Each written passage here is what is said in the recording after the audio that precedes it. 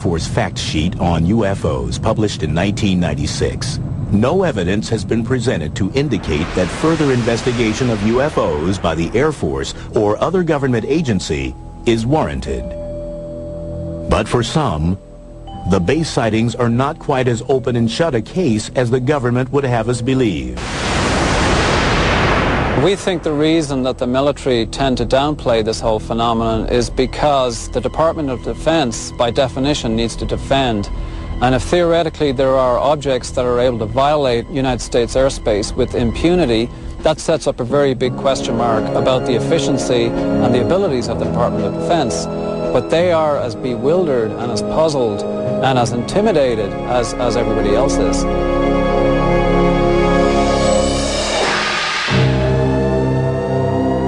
Coming up, amazing photographs and multiple sightings in Gulf Breeze, Florida divide the UFO community.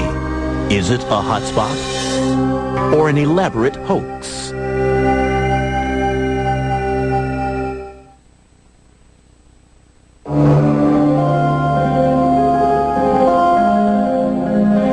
It's November 11th, 1987, and Ed Walters, a building contractor in Gulf Breeze, Florida, is about to experience the UFO phenomenon firsthand. As he would later recount, Walters looks up from his desk and sees what he believes to be a UFO. He grabs his Polaroid camera and ventures outside. Walters manages to snap a photo of what appears to be a glowing, dome-shaped bluish-gray craft hovering about 200 feet in the air. From 1987 to 1992, the small town of Gulf Breeze, Florida is famous for being an alleged UFO hotspot. Hundreds of eyewitnesses claim to see strange objects and unexplained lights in the sky. But Gulf Breeze is mired in controversy and allegations of a hoax. And Ed Walters stands at the center of the storm. On November 19th, 1987, 8 days after Ed Walters allegedly had his UFO encounter, the Gulf Breeze Sentinel publishes 2 of his 5 photographs. The next night, Walters claims to see another UFO and manages to take 4 more pictures, but decides not to publish them. Still, UFO fever has gripped Gulf Breeze, and by November 25th, reports of UFOs are pouring in. Hotspots are very intriguing. These are places where there are multiple sightings. One person sees something and a number of people see it shortly thereafter. The first person who notices it, in a sense, grants permission for the other people to make similar reports. Over the course of the next 4 months, Walters takes more than 20 photographs of a strange vessel on more than 10 different occasions. He even shoots 1 minute and 38 seconds of video of a UFO sighting on December 28, 1987. Walters, who chooses to remain anonymous at first, soon becomes the central figure in the Gulf Breeze sightings. But he isn't the only one who is seeing strange things in the night sky. Pensacola area, Gulf Breeze area, is not just Ed Walters. There were literally over 130 UFO incidents involving more than 200 witnesses in this area. And Ed Walters was only involved in 34 of those incidents. But it is Walters whose photographs and claims attract the attention of MUFON, the Mutual UFO Network, a non-profit organization that studies UFO phenomena.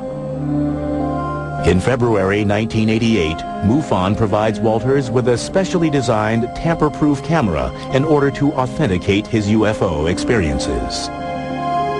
It was a multi-lens camera that could take more than one view at the same time. We bought new film, we put it in that camera, we had it certified as new. We had closed the camera, sealed it with wax. He was allowed to use the camera, and he did get some pictures. It was, again, opened then under security conditions.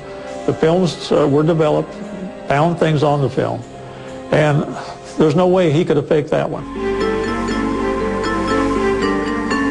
By the end of 1988, 7 different MUFON investigators have analyzed the evidence in Gulf Breeze. Meteorological and site survey analyses conclude that the photographs were likely to have been taken on the days and at the times that Walters alleges they were.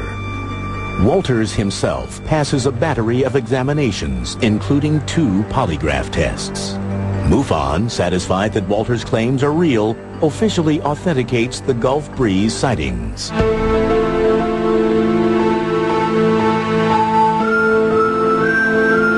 But in 1990, new doubts surface regarding the Ed Walters case.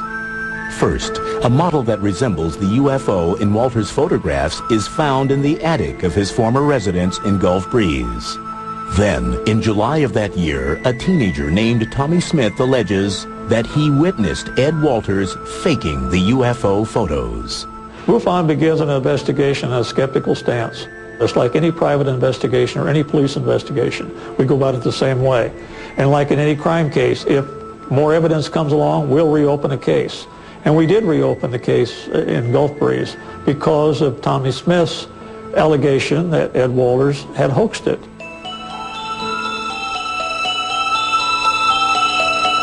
MUFON sends 2 new investigators, Rex and Carol Salisbury, to Gulf Breeze.